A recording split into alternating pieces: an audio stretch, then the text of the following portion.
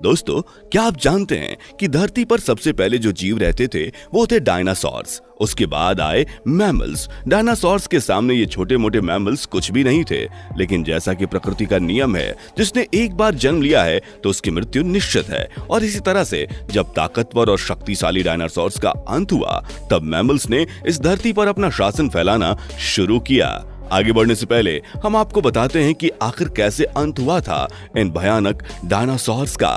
दोस्तों, हमारी इस वीडियो में आगे आपको बहुत ही इंटरेस्टिंग जानकारी मिलने वाली है। जी हाँ, ह्यूमन एवोल्यूशन और ह्यूमन रेवोल्यूशन के बारे में। तो हमारी इस वीडियो को लाइक करके ज्यादा से ज्यादा शेयर करिए, जिससे ये जानकारी और लोगों तक पहुंचे। और हाँ, हमारा चैनल सब्सक्राइब करके बेल आइकन को भी दबाना मत भूलिएगा। डायनासोर्स करीब 6 करोड़ 60 लाख पहले धरती से विलुप्त हो गए थे। कारण था धरती से एक खतरनाक एस्ट्रॉयड का टकराना। वैज्ञानिकों के मुताबिक तब एक भयंकर एस्ट्रॉयड धरती से टकराया था, जिसका प्रभाव हिरोशिमा पर गिराए गए बम से 10 अरब गुना ज्यादा था। इस एस्ट्रॉयड के टकराने से सैकड़ों मील तक आग का गोला फैल गया था, जिससे आधी से ज्यादा धरती पर विनाश हो गया था और प्रलय आ गई थी। माना जाता है कि उस प्रभाव से 25 किलो से ज्यादा वजन वाला कोई भी जानवर बच नहीं पाया। इसी के साथ धरती पर अंत हुआ भारी भरकम डायनासोर्स का। दोस्तों, न केवल डायनासोर्स, इस प्रलय के चलते धरती पर मौजूद 75% जीवों का भी तभी अंत हो गया था। ऐसे में डायनासोर्स की केवल 10% प्रजाति ही बची थी, जिसमें से केवल उड़ने वाले डायनासोर्स शामिल थे। प्रलय के उस समय जहां भारी डायनासोर्स धरती पर रहकर जल गए थे, वहीं उड़ने वाले डायनासोर्स ने अपने लिए आकाश का सहारा लिया, लेकिन इसके बावजूद भी बहुत कम मात्रा में बच पाए। बाद में उन्हें बहुत बड़े संकटों से जूझना पड़ा और सालों बाद वो परिंदे बन गए। डायनासोर्स से पहले रेप्टाइल्स धरती पर राज करते थे और अब बारी थी मैमल्स की। डायनासोर्स के सामने तो ये जानवर जमीन के अंदर बिल बनाकर छुप कर रहते थे, लेकिन अब समय आ गया था खुले आसमान के नीचे जीने का और धरती पर राज करने का। विनाशकारी प्रलय के समय ये मैमल्स धरती के अंदर रहते थे, इसलिए उस विनाश का इन पर भारी फर्क नहीं पड़ा। हालांकि इन्होंने भी अपने कई साथियों को खोया था, लेकिन बावजूद उसके उनकी कई प्रजातियां बच गईं। और जब तक पृथ्वी का तापमान सामान्य नहीं हुआ, वो धरती के अंदर ही उन्हीं के द्वारा बनाए गए बिल में रहने लगे थे। ऐसे में वो खाने में ज्यादातर धरती के अंदर मौजूद कीड़ों को खाकर अपना गुजारा करते थे। महाविनाश के बाद धरती का तापमान बहुत खराब था और लगभग सारे जीव जंतु मर चुके थे और पेड़ पौधे जल चुके थे। महाप्रलय के कई सालों बाद धरती पर स्थिति सामान्य होनी शुरू हुई और हरियाली के साथ तापमान भी ठीक होने लगा। धरती पर अब सिर्फ 5% मैमल मौजूद थे और सामान्य परिस्थितियों में उनकी प्रजाति भी विकसित होती चली गई। ये सिलसिला आगे बढ़ता रहा और धरती पर जन्म लिया बंदरों ने। दोस्तों, 5.5 करोड़ साल पहले जो बंदर धरती पर जन्मे थे, वो देखने में बहुत अलग थे। जहां वो पहले 4 पैरों पर चलते थे, धीरे धीरे इयोसीन इपोज का समय आते आते वो 2 पैरों पर चलने लगे। क्योंकि विकास पूरी धरती का हो रहा था, तो जानवरों के साथ पेड़ पौधों की भी नई प्रजातियां जन्म ले रही थीं। क्या आप जानते हैं कि 4.5 करोड़ साल पहले दिन में 24 घंटे का समय होना शुरू हो गया था और तब धरती का तापमान भी 24 डिग्री सेल्सियस तक रहने लगा था। प्रलय के बाद सामान्य स्थिति तक पहुंचने में भी धरती को हजारों साल लग गए। दोस्तों, अब आपको बताते हैं कि कैसे धरती पर अलग अलग महाद्वीपों का निर्माण हुआ। आज से 4.5 करोड़ साल पहले पृथ्वी पर केवल एक ही भूखंड था, जिसके चारों तरफ सिर्फ पानी हुआ करता था। जितने भी खंड थे वो सभी एक साथ थे। धीरे धीरे पृथ्वी के टेक्टोनिक प्लेट्स में बदलाव होते गए और धीरे धीरे वो एक से दूसरी जगह शिफ्ट होते गए और लाखों साल बाद जाकर विश्व में 7 महाद्वीप का निर्माण हुआ था। क्या आप जानते हैं कि पहले भारत और अफ्रीका एक ही प्लेट पर टिके थे, लेकिन समय के साथ जब प्लेट्स की मूवमेंट बढ़ती गई तो भारत अफ्रीका से हटकर एशिया कॉन्टिनेंट में शामिल हो गया और प्लेट्स के टकराव से निर्माण हुआ हिमालय रेंज और तभी बनी विश्व की सबसे ऊंची चोटी माउंट एवरेस्ट। जब प्लेट्स आपस में टकराई तो भारी प्लेट्स नीचे रह गईं और हल्की वाली ऊपरी सतह पर आ गई, और ऐसा होने में करोड़ों साल लग गए, क्योंकि इन प्लेट्स का टकराव और पर्वतों का निर्माण भारत के उत्तरी तरफ से हुआ था। इसलिए भारत के ऊपरी हिस्से में भौगोलिक स्थिति आज भी काफी हटकर है। आप पाएंगे कि यहाँ का मौसम और वनस्पति बाकी पूरे भारत से हटकर है, क्योंकि यहाँ ऊपरी तरफ बर्फ से ढके पहाड़ हैं और यहाँ मौसम काफी ठंडा रहता है।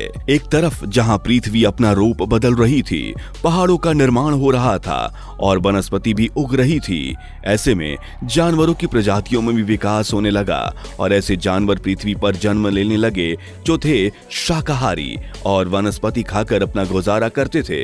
जब इतने सारे जानवरों की प्रजाति धरती पर पैदा होने लगी तो बदलते मौसम के साथ जानवर अब पेड़ और पौधों के साथ एक दूसरे का शिकार करना भी सीख गए थे। दोस्तों, हमारी पृथ्वी को पूरी तरह से विकसित हुए 1 करोड़ साल के ऊपर हो चुके थे, लेकिन क्या आप जानते हैं कि इतने सारे जानवर और वनस्पति के विकास के बीच इस धरती पर किसकी कमी थी? जी हाँ दोस्तों, मनुष्यों की।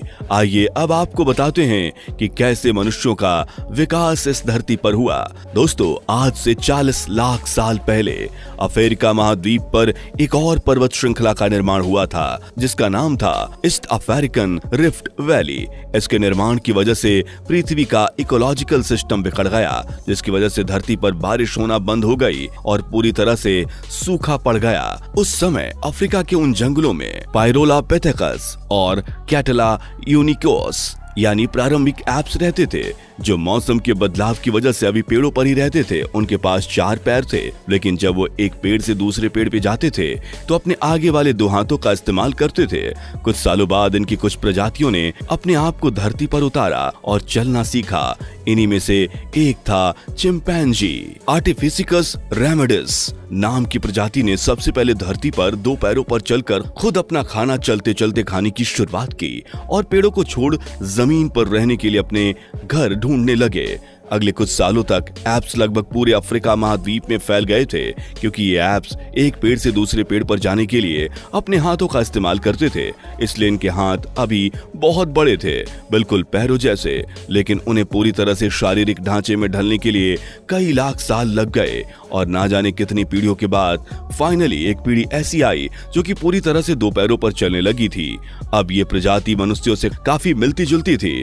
ठीक से 2 पैर पर चलते चलते इनका शरीर वैसे ही ढल गया था, हाथ ठीक हो गए थे और नजरें बहुत तेज हो गई थी। अब ये अपना खाना हाथों से उठाकर खा सकते थे, अपना दिमाग भी चलाते थे। करीब 23 लाख साल पहले इनके दिमाग और शरीर की बनावट पूरी तरह से बदल गई थी। इसके बाद जन्म हुआ होमो हेबिलियस नाम की प्रजाति का। समय के साथ इनके शरीर और दिमाग दोनों का विकास हो रहा था, तो इन्होंने अपने दिमाग का इस्तेमाल सही जगह करना शुरू कर दिया। इन्होंने पत्थरों के हथियार बनाना सीखे और उन हथियारों से शिकार करना भी।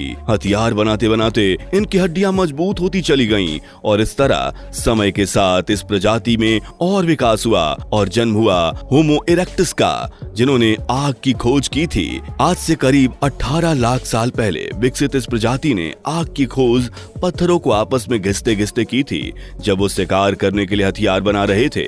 इसी आग में वो अपने शिकार का मांस पकाकर खाते थे और साथ ही ठंड से बचने के लिए आग का इस्तेमाल करते थे। इतने सारे आविष्कार करते इन प्रजातियों का दिमाग भी विकास की ओर दौड़ने लगा और इसी के साथ इनकी आगे आने वाली पीढ़ी तेज दिमाग के साथ पैदा होने लगी। दोस्तों, माना जाता है कि मनुष्य प्रजाति का जन्म आज से करीब 2 लाख साल पहले हुआ था और उनके शरीर में कई तरह के बदलाव होने लगे थे।